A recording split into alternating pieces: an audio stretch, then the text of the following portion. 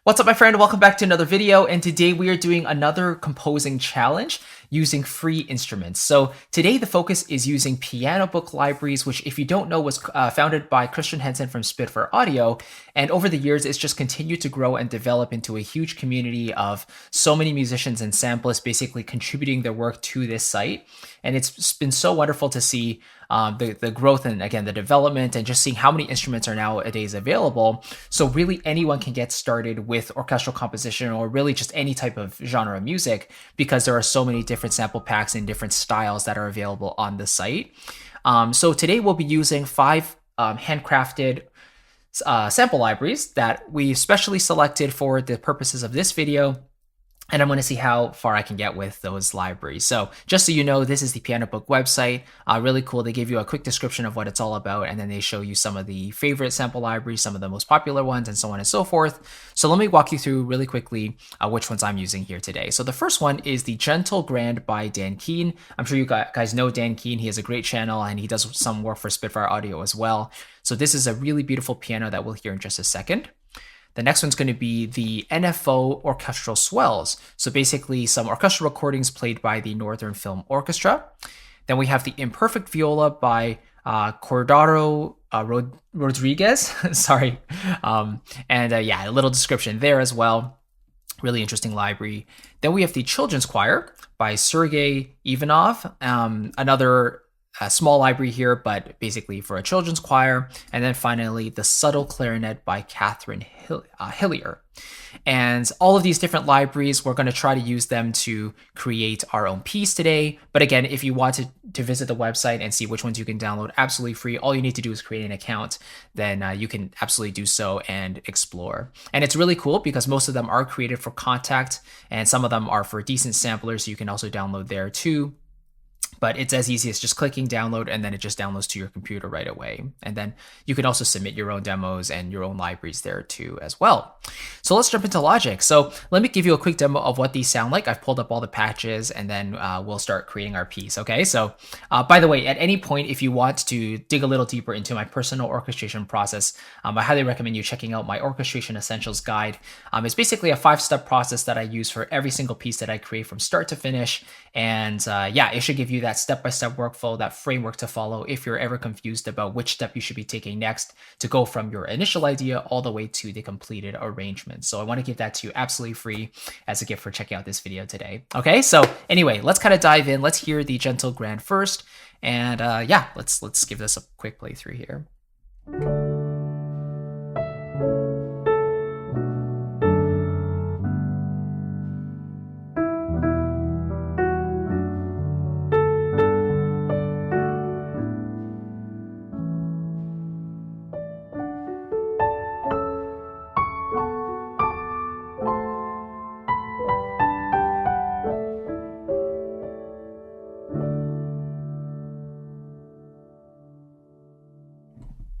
Really warm, beautiful sound there. Let's move on to the Northern Film Orchestra swells here. So we'll start with the brass accents. So you can control this using the dynamics knob here.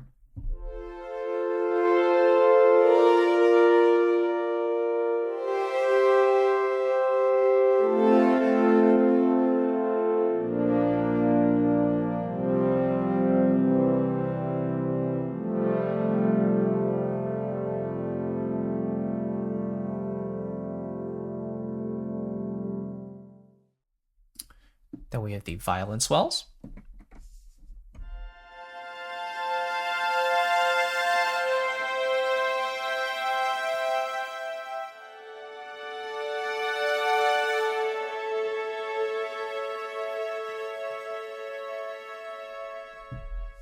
Beautiful silky sound there. The brass to me sounded a little bit synthetic, but the string is definitely really, really beautiful. Let's hear the viola as well. Oh, gotta go to the next track. Gotta remember, I'm not doing Omni tracks right now.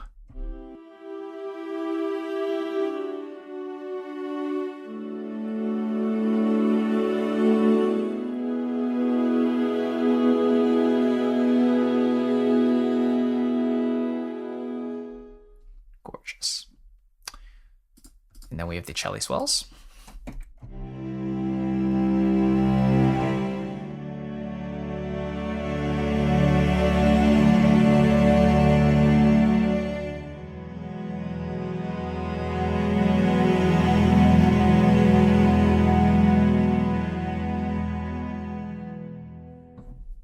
Yeah, those cello swells really, you can hear they really dig deep into these instruments. So really, really nice. Woodwind swells?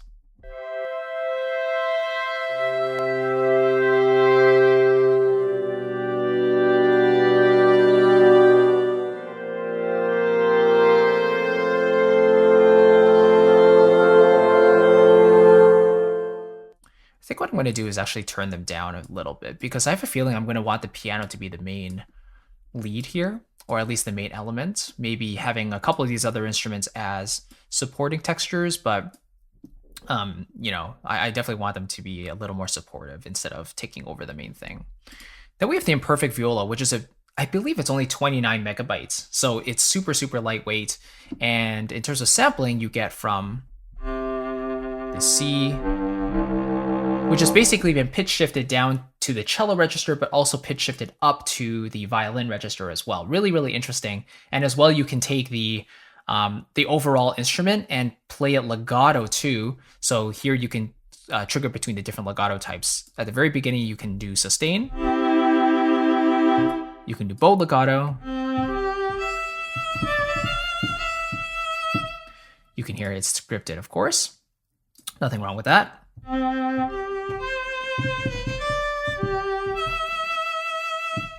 Then the regular legato, right? And then there's some portamento. So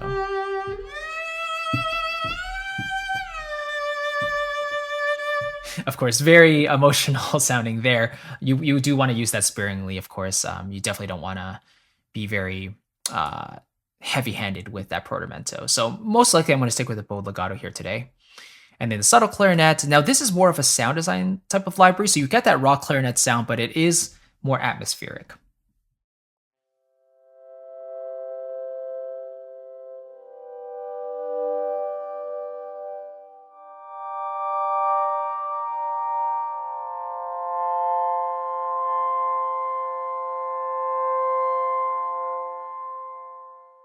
And then finally, we have the children's choir.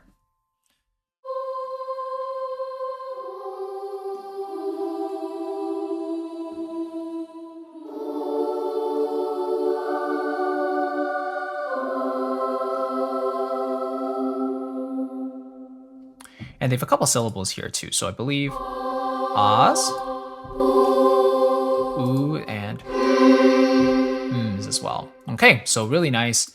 Yeah, I'm going to turn the volume of the choir down here too. Okay, so let's get started. I'm going to play a piano idea, and then maybe we'll add in some of these other instruments as well. In terms of structure, I'm thinking maybe just a classic ABA, maybe even shorter. We'll see. Don't want it to be too long here, but let's give it a shot. We're going to turn off the click as well. So we'll just do a bit of improv here.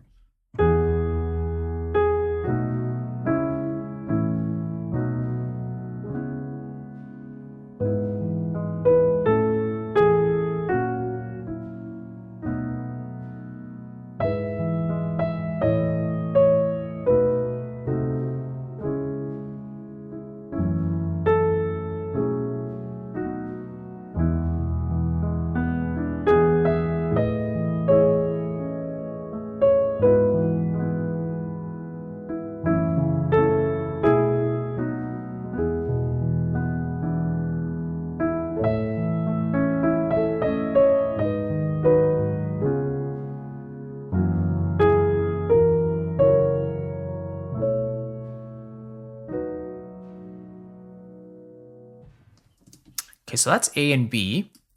Let me just remember what I did for the A section because I totally forgot already.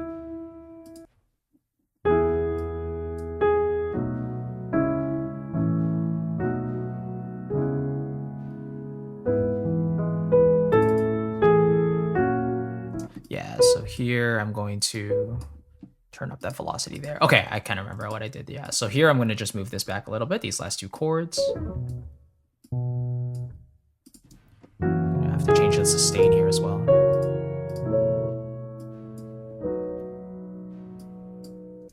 I really like that secondary dominant here.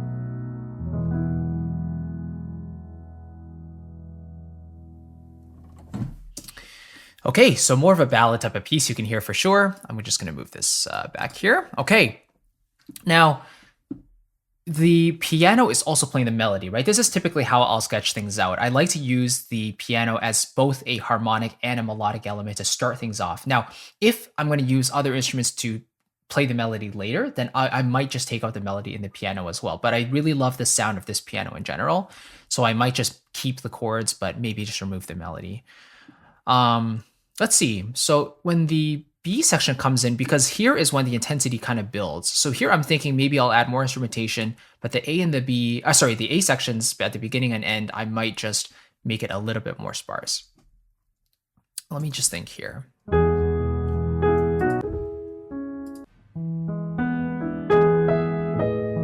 Yeah, here I'm going to use some of the children's choir to kick things off. So let's hear this. Yeah, so they do kind of end after a couple seconds. So I'm just going to turn the volume down and make it a little less noticeable, have it blend into the background a bit more. So I'm just going to go down here, turn it down, and I might even change the syllable as well. Oops.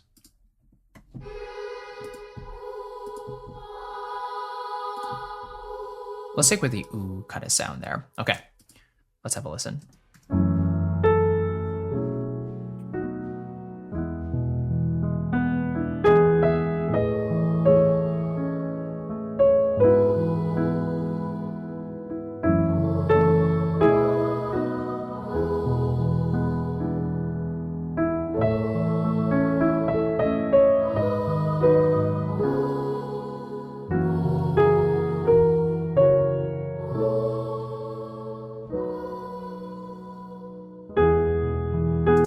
Cool. So I was mainly playing in thirds there. They did kind of have that swell, right? And I tried to push up the mod wheel so I could hold on to that note a little bit longer, but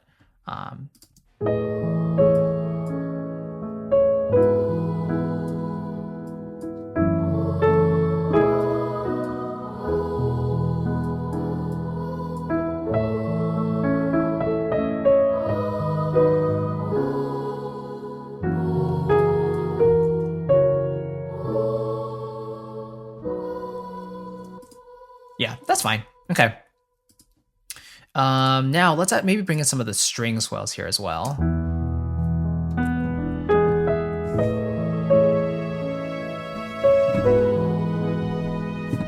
Okay, let's see if I'll have a quick listen.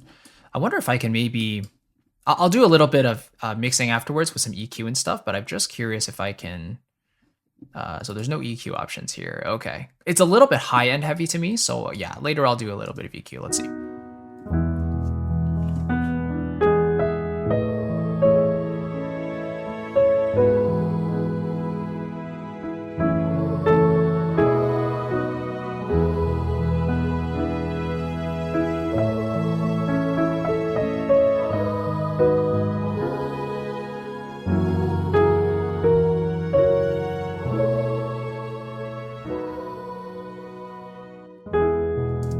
Cool. Just gonna.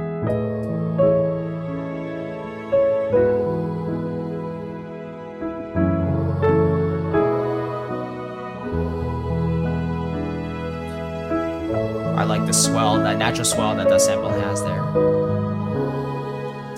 Okay, yeah, this one has to change a bit earlier.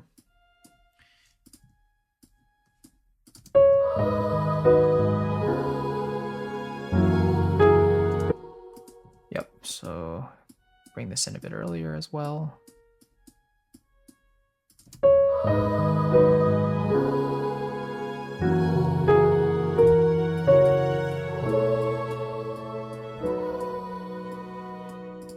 Cool. Okay, let's add in a bit of the viola swells here as well, keeping in mind that this is in the general vicinity of the octave above middle C. So most likely in the violas, I'm going to put just below that, around the middle C register.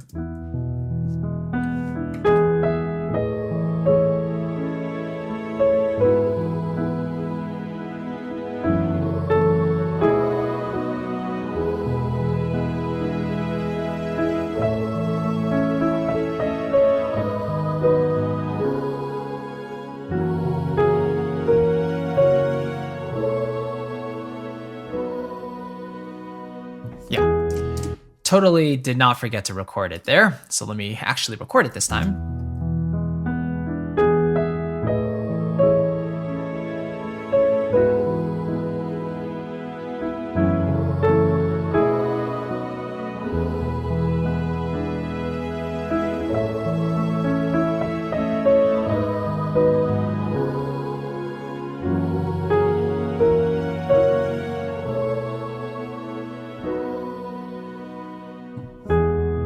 Cool. I really like how the viola lends a really nice body to the violins there.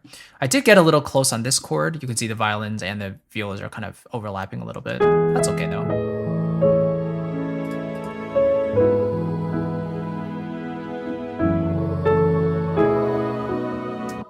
And then here, I forgot to change chords early enough.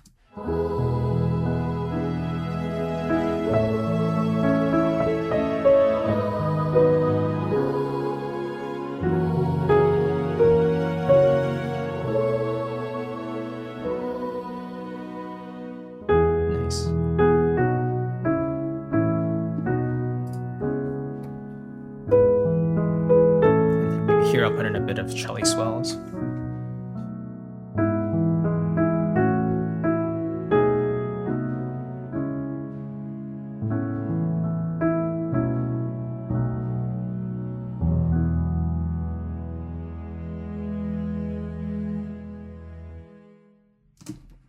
Very subtle touch, texture there, but really nice flavor it adds to the arrangement, I think. That chord here, I had an extra bum note, the B natural.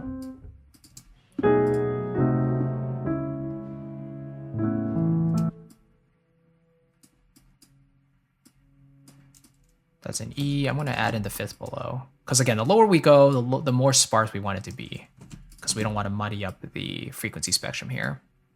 And then, yeah, nice ending. Cool. Nice with the cello swells. I don't think we really need it for the B section because we already have the low end in the piano. We have the, the juiced up arrangement with the higher strings. So a little bit of variation there. Okay, wind swells. Beautiful. Let's see.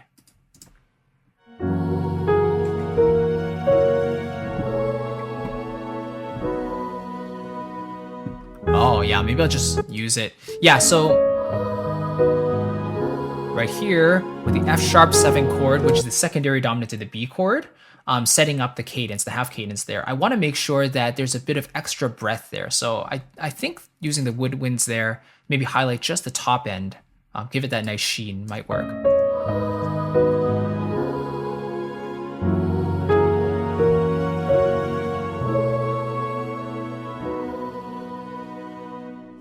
Yeah, so it's very, very subtle there, right? But you hear that. A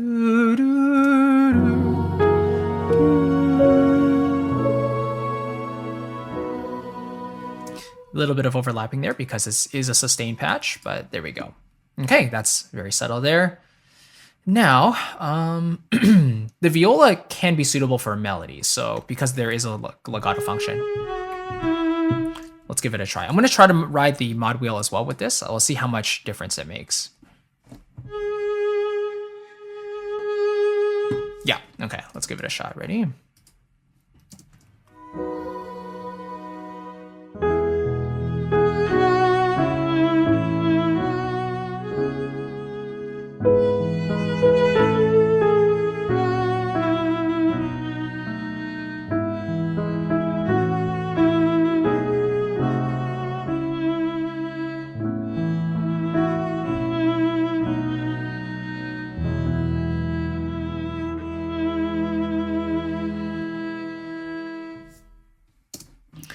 Okay, let me see if I just need to fix anything here. Yeah, so I super heavy velocity there.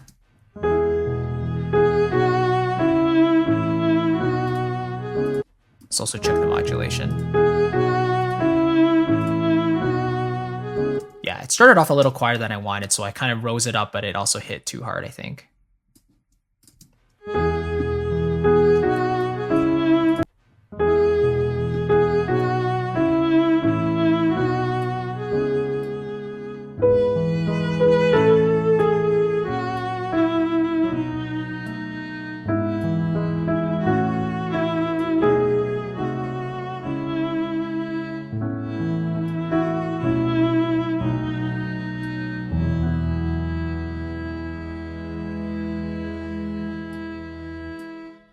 Good.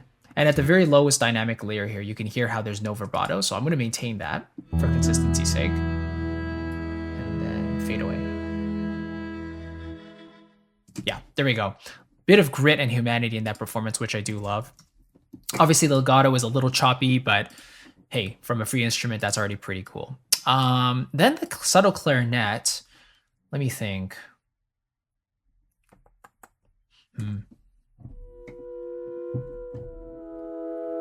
Yeah, it's definitely more atmospheric. So maybe I'll just add it in the last day section here. Yeah, first of all, let me remove the melody here from the piano since the viola's already playing it.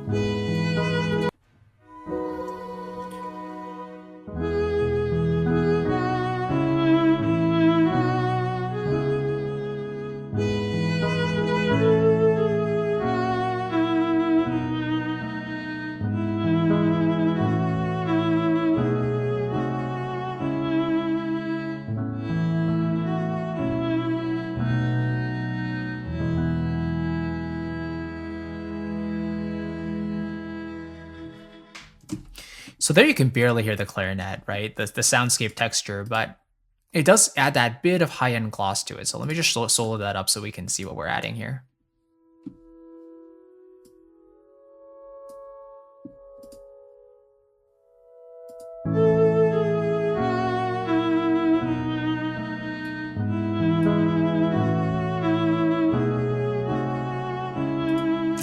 It's a little bit obtrusive here, so let me just double check this.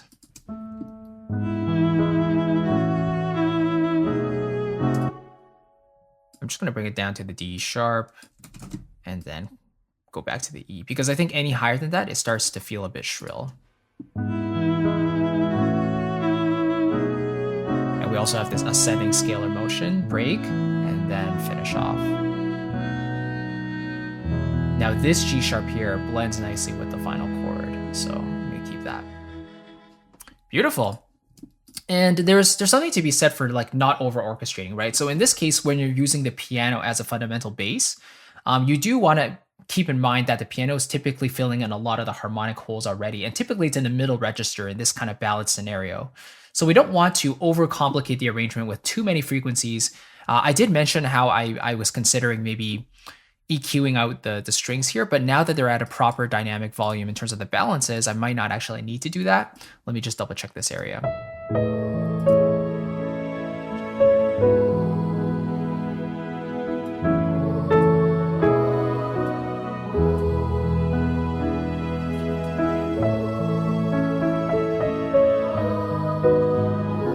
Do a little bit of panning maybe.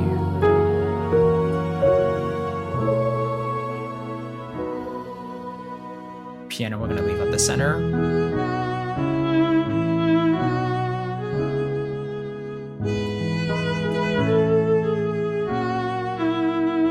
Cellos, we can keep kind of in the center, maybe a bit to the left.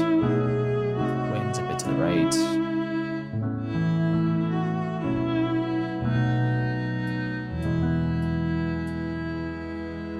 Church's chord, let's maybe put a bit on the left as well. So just a little bit of stereo width there.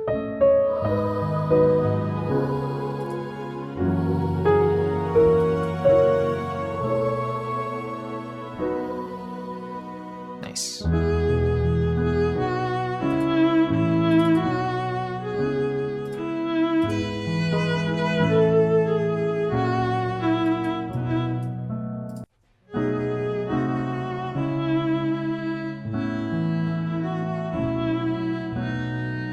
Okay, so I didn't really end up using the brass accents here, but maybe let's just have one more listen, see if there's anything else we might want to add to finish this up.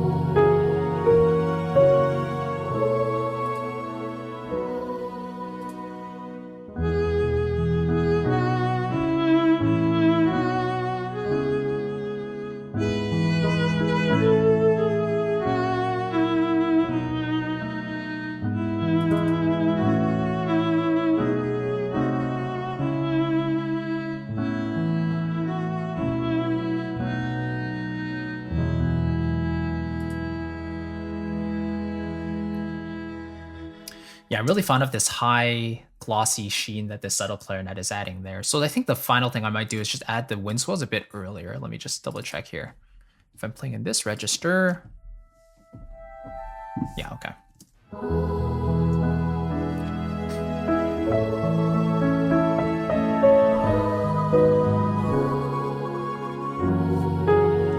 Okay, modulation of there was of course a bit choppy because I had already recorded it previously. Oops, sorry. Maybe I just do something super simple like that. Kind of following the line of the woodwinds here.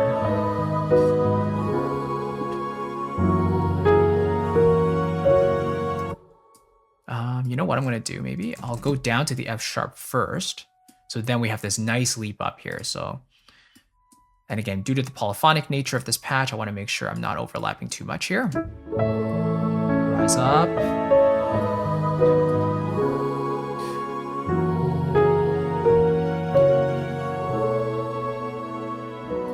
It's gonna come in slightly later.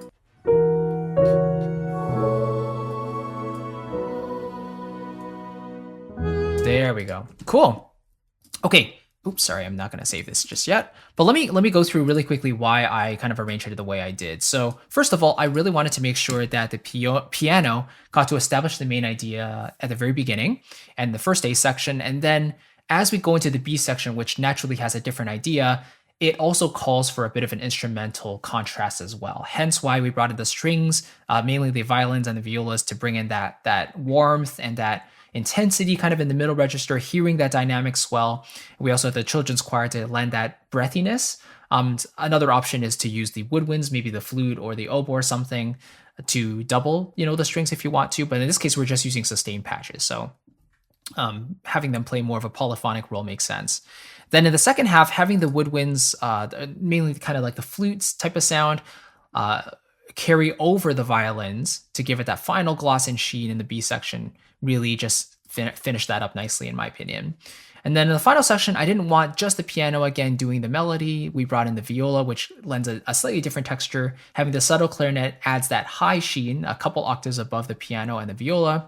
And then finally, this cello swells rounds at the low end in contrast with the subtle clarinet's high end. So that's a general thing. Again, we don't want to over-orchestrate whenever possible because that's when we start to get to the path of diminishing returns. Like what we start to add doesn't contribute anything more to the arrangement, and it starts to feel overwhelming. And that's certainly what we want to avoid. We definitely don't want to overdo things, which is really easy to do with sample libraries. So there we go. That's a little cue, little track using free sample libraries entirely from Pianobook. And hey, these were just 5 libraries that we used here today, but there are literally hundreds, if not thousands, I believe, on Pianobook that you can surf through. So if sample libraries are a little bit out of your budget, maybe there's a couple that are, on your radar, but you maybe they're just a little bit out of the budget, then Pianobook has some really great free alternatives that you might want to look into, and they do consistently great work. These composers put their hard-earned passion and craft and detail into every single sample. So it's worth checking out and seeing what they can do for your music. So definitely check it out. I really appreciate you watching. Thank you again. If you want to dive into my personal orchestration process and see how I really think about every single arrangement from start to finish, then I want you to download my Orchestration Essentials Guide as a gift for checking out this video today. It's a 5-step process, again, that takes you from the initial idea from, like after you've composed, but you want to start with your orchestration, how do you do that all the way to the polished final orchestration? I'll give you that 5-step process that you can follow every single time. It's helped a lot of my students, and I would love for you to check it out as well if you don't already have it, as my thank you to you again for watching this video today. I appreciate it. I'll catch you in the next one, and take care. Bye-bye.